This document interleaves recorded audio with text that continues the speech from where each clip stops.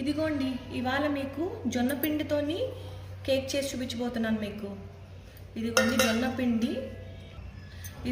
జొన్న పిండి నేను 120 గ్రామ్స్ తీసుకున్నానండి. ఇదిగోండి మైదా పిండి అండి, 60 గ్రామ్స్ తీసుకున్నానండి నేను. ఇది కూడా కలుపుకుందామండి, బాగా మిక్స్ చేసుకుందాము. ఇదిగోండి బేకింగ్ సోడా, ఇది 1/2 టీ స్పూన్ అండి. ఇదిగోండి ఇది బేకింగ్ పౌడర్ అండి, 1 టీ స్పూన్ తీసుకుందాము. ఇదిగోండి ఒక పించ్ సాల్ట్ అండి. ఇవన్నీ కలుపుకుని ఒకసారి పక్కన పెట్టుకుందామండి. ఇదిగోండి బాగా కలుపుకున్నాం కదండి, ఇప్పుడు పక్కన పెట్టుకుందామండి.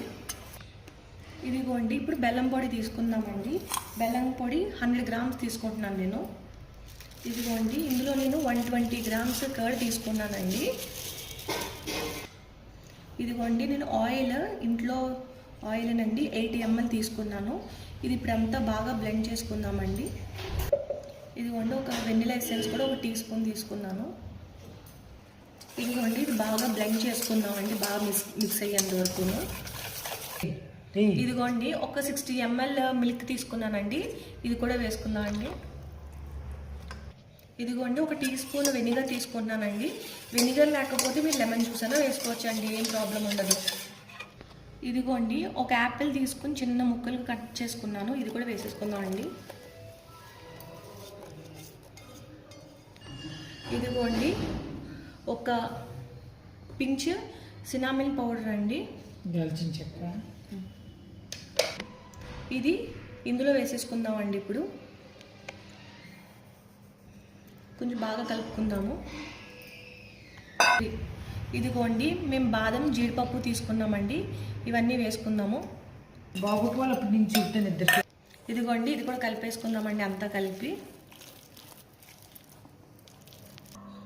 ఇదిగోండి అదంతా ఇప్పుడు వేసేసుకుందామండి దీంట్లోని. ఇదిగోండి ఇప్పుడు ఓవెన్లో పెట్టుకుందామండి. ఒక 170 degreesకి పెట్టుకుంటున్నాం మేము. ఒక 30-35 minutes చూసుకోవాలండి.